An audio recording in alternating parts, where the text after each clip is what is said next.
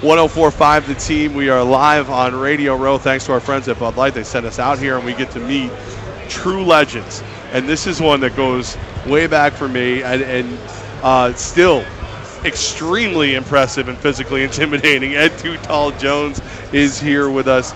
Ed, when you see the players of today, I see a lot of times they've gotten bigger and whatever. There's still nobody bigger than you, is there? Well, a lot of offensive linemen are bigger. They might not be taller, but they're bigger. Yeah, I mean, it was amazing. I saw you yesterday, and you were walking around, and I'm like, dear Lord, that's Ed Too Tall Jones. Like, you still are too tall. When you see defensive linemen of today, who reminds you of yourself? You know, I really can't point out an individual because the way they play now, the systems, they have specialty players. Guys who will come in and play runs, guys who will play pass only, or they'll tell the guy, okay, you're going to play the first two series. You know, during my era, we played the entire game. So it's just tough to single out an individual. I love the game. I love the way a lot of these players get after it. They play with a lot of passion. You can tell they really, really love the game, love to compete, which I did. So I enjoy watching as much now as I did shortly after I retired. Super Bowl Sunday, Broncos, Panthers, both have great defensive lines that want to get after the quarterback. Who's got the advantage in that department? Well, you know, Denver ranked number one for a reason. I haven't played since 1990, and when I watched the way Denver controlled New England, I got goosebumps from it. I haven't seen anything like that since I retired. So I have to give Denver the edge. They're so athletic. Cam loved to run the ball, and I know they sitting going, please run. I know I would. Because nothing a defensive player want more than to hit a quarterback. And also now on the other side of the ball, Carolina have a great defense as well, creates a lot of turnovers. So if both teams are clicking on all cylinders, I think we're in for a great Super Bowl. 104.5 The Team, joined by Ed Too Tall Jones. He's here for GoBowling.com. We'll get into that in a second. Coming a guy, 15 seasons with the Cowboys, 106 career sacks.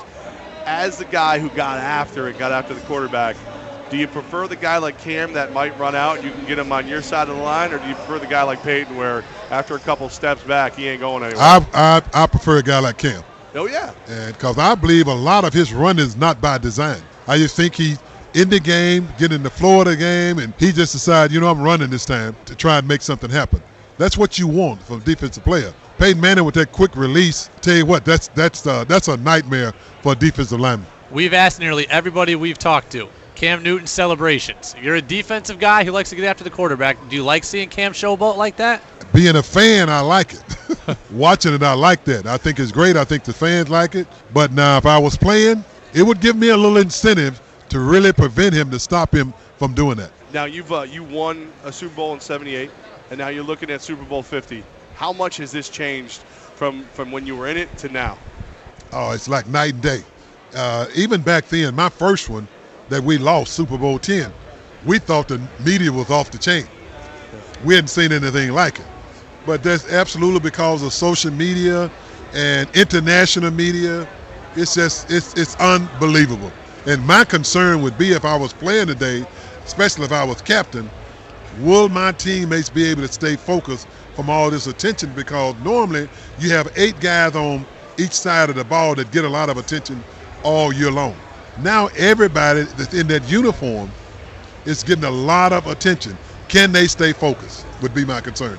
How hard is it for you guys as football players? We always hear about routines. It's always important for you to have your routine and stick to it. Does this take away from your ability to do that? Does this take away from your ability to stay in your routine that you usually go through every week? All the distractions of Super Bowl week. Again, that is so key for a game of this magnitude. You know, staying grounded, remembering what it took for you to get here and what it's going to take for you to pull it off and close the door on Sunday. And that's where internal leadership come in at. You know, I noticed that Cam Newton, as Cam goes, so does the offense and the defense. And Denver, I'm sure they have good leadership with Ware, who was with Dallas. He was a leader for 8 years in Dallas. Manning, that type thing. So I don't think the coaches have to worry about that. You know, I don't think they have to worry about that. But I think all this is going to boil down to is which defense create the turnovers. All right, Ed Too Tall Jones right here on 104.5 The Team, Radio Row. Which one does it? Which team wins the Super Bowl? Well, Denver's number one for a reason. So I'm going with Denver. And you also are going bowling, apparently. And I see That's you right. walking around. You got your bowling balls, gobowling.com. I'm ready. The NFL Foundation, along with gobowling.com, team with Legacy Community, they're hosting an event tomorrow at Lucky Strike. The beauty about it is we'll have 30 of some of the best players that ever put on a uniform. And it'll be an opportunity for the fans to get up and close with the players for 4 hours, taking photos, getting autographs, having some lunch, having a few drinks, and having fun bowling. So it's a great event. If you're not doing anything tomorrow, come on out. We'd love to have you. And then gobowling.com, of course, great place where you can receive a coupon for a free game of bowling. So take advantage of that. Absolutely. Anything Right. free is for There me. you go. I'll take 3. Too Tall Jones. How do you get after it with a bowling ball? I mean, I can just imagine that thing hung down. I've been bowling all my life. Yeah. That was the way we bonded as a family when I was growing up. Every Wednesday, our mom and dad took us bowling. And I'm not a good bowler. I had too many broken fingers and jammed fingers and all that. But if I can get to 200 tomorrow, I'll be happy. Very cool. And I'll probably have bragging rights. And Too Tall Jones, man, thank you so much for your time here on Radio Row. We really appreciate it. GoBowling.com. Check that out right now. Thank you so much.